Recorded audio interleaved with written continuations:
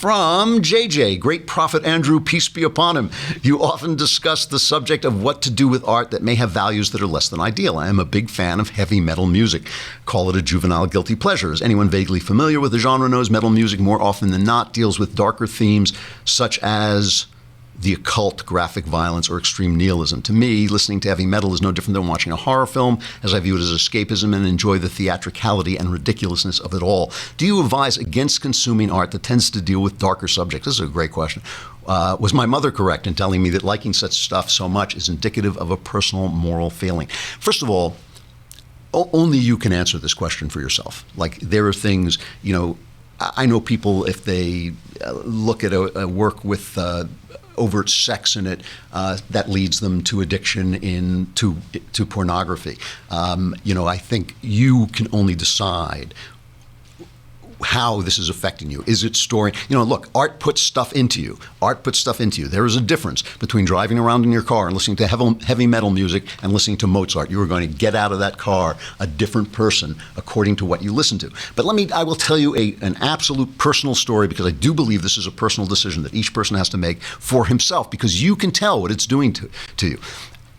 I don't sleep a lot. So at night, when all my work is done and my wife's in bed and all this stuff, I will go upstairs and I will channel surf.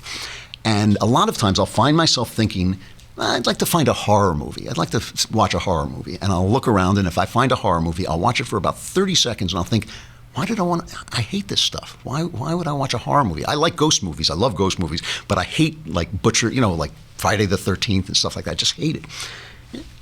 So I finally stopped and I asked myself, why do I do this? And I believe it is what they call in psychology re-traumatizing experience. I believe something happened to me in my youth that I re-traumatize myself by turning to these horror movies, but then my conscious self takes over and I realize I don't want to watch this, I don't want to see this stuff, and I don't want it coming into me, because I don't believe, I don't mind violence. I don't mind even graphic violence in movies, as long as I know where the heart of the artist is, as long as I know that the heart of the artist is not with the thrill of destruction.